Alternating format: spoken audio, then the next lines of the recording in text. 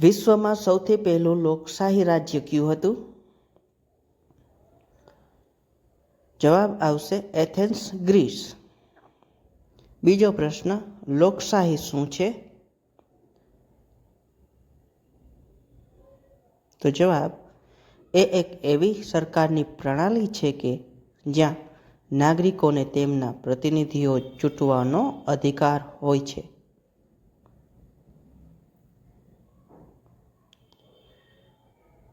ત્રીજો પ્રશ્ન જોઈએ, લોકશાહીના બે મુખ્ય પ્રકારો કયા છે?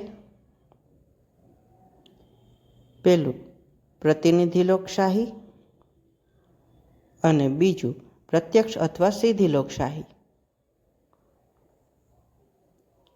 ચોથો પ્રશ્ન જોઈએ, સરકારની શક્તિ પર નિયંત્રણનો અર્થ શું છે? તો જવાબ, સરકારની શક્તિને મર્યાદિત કરવા માટેના કાનૂની અને બંધારણીય ઉપાયો.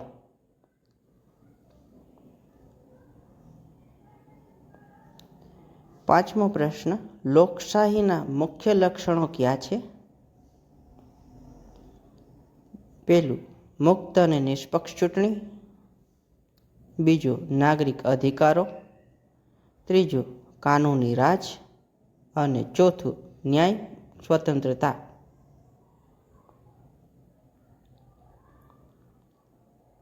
છઠ્ઠો પ્રશ્ન જોઈએ, સરકારની શક્તિ પર નિયંત્રણ કરવાના સાધનો કયા છે?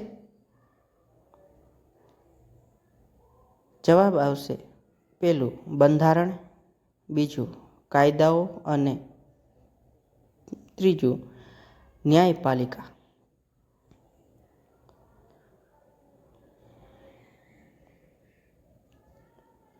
સાતમો પ્રશ્ન, ફ્રી એન્ડ ફેર ઇલેક્શનનો અર્થ શું છે?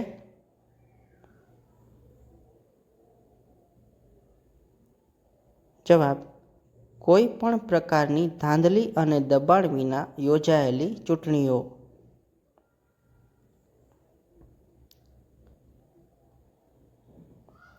આઠમો પ્રશ્ન, લોકશાહીમાંના નાગરિકોની ભૂમિકા શું છે?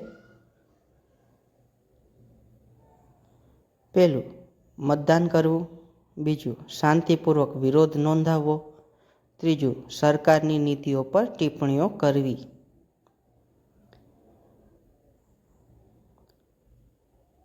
નવમો પ્રશ્ન જોઈએ, મ્યુઝિયમ ઓફ ડેમોક્રેસી ક્યાં સ્થિત છે? જવાબ, લ્યુબિયાના, સ્લોવેનિયા.